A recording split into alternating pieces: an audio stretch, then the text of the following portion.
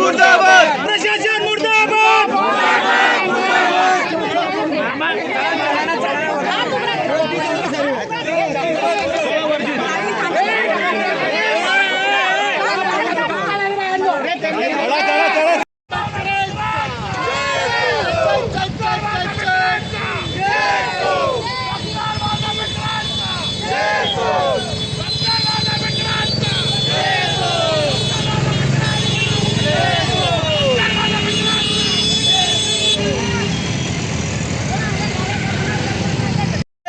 छीन के लेंगे छीन के लेंगे छीन के लेंगे जय जय जय जय जय भीम जय।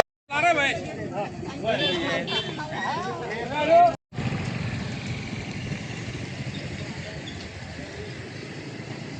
सोबतच दीपनगर प्रशासनाला एक अल्टिमेटम सुद्धा आम्ही या निवेदनाच्या माध्यमातून दिलेला आहे। गेल्या अनेक वर्षापासूनची सातत्यानं आमची मागणी होती, या दीपनगर प्रशासनाने जे काही प्रकल्प बाधित आणि प्रकल्पग्रस्त जी काही गावं आहेत, या गावातील प्रामुख्याने युवकांच्या हाताला रोजगार दिला पाहिजे। इतकेच नाही तर जी युवक या ठिकाणी कामाला आहेत त्यांना कुठलेही ठोस कारण न देता ठेकेदार आणि कंपनी आपल्या मनमानी कारभार पद्धतीने त्यांना या ठिकाणी कामावरून कमी करत आहे। हे सगळं त्यांच्यावर अन्याय करणारं आहे, अन्यायकारक आहे। हे वारंवार सांगून देखील प्रशासनाच्या जर लक्षात येत नसेल तर येत्या 7 दिवसात जर या सगळ्या मागण्यांचा सारासार विचार प्रशासन करत नसेल तर आम्ही आमच्या पद्धतीने या ठिकाणी नक्कीच रस्त्यावर येऊन तीव्र आंदोलन करू, असं अल्टिमेटम या आंदोलनाच्या माध्यमातून आज आम्ही दिलेला आहे। दीपनगर प्रशासन केवळ ठेकेदारांना पोचणारी या ठिकाणची एक मोठी यंत्रणा झालेली आहे असं चित्र आपल्याला या ठिकाणी दिसतं। एकीकडे बेरोजगारांवर अन्याय करायचा आणि एकीकडे धनदांडग्या ठेकेदारांना, राजकीय वरद हस्त असलेल्या लोकांना पोसायचं, त्यांना मोठं करायचं आणि त्यांना अधिक श्रीमंत करायचं आणि गरिबाला या ठिकाणी त्याच्यावर अन्याय करायचा, हे धोरण आम्ही या ठिकाणी खपवून घेणार नाही असा इशारा आम्ही आज या आंदोलनाच्या माध्यमातून दीपनगर प्रशासनाला दिलेला आहे।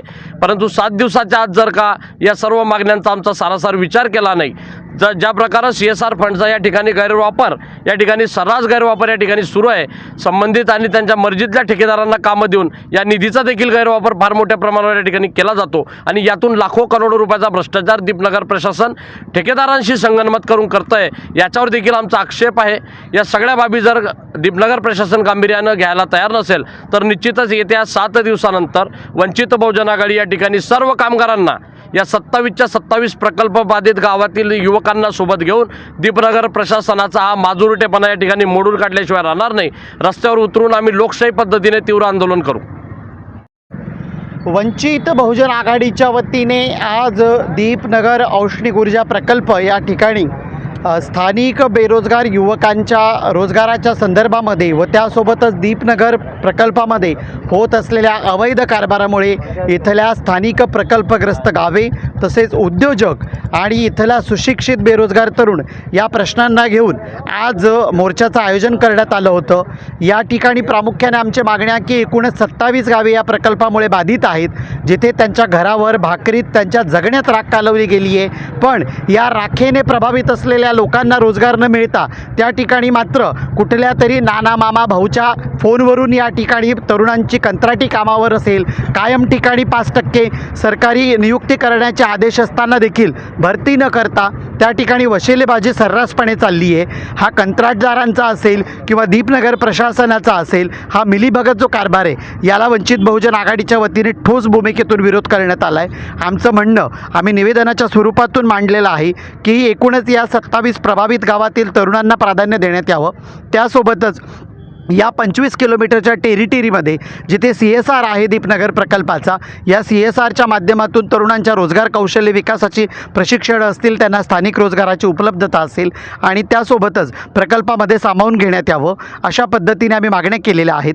राखेच्या संदर्भामध्ये ज्या राखेला खऱ्या अर्थाने इथला स्थानिक उद्योजक जो प्रकल्प बाधित आहे तो त्याचा मूळ अधिकारी आहे, पण ही राख कुणाच्या तरी वशिल्याने दुसरीकडेच ट्रान्सपोर्ट केली जाते। 20% राखेचा मालक हा 2% देखील नाही आहे. मग ही राख नेमकी जाते कुठे आणि एवढा मोठा चालणारा अवैध कारभार हा कोणाच्या जीवावर चालतो?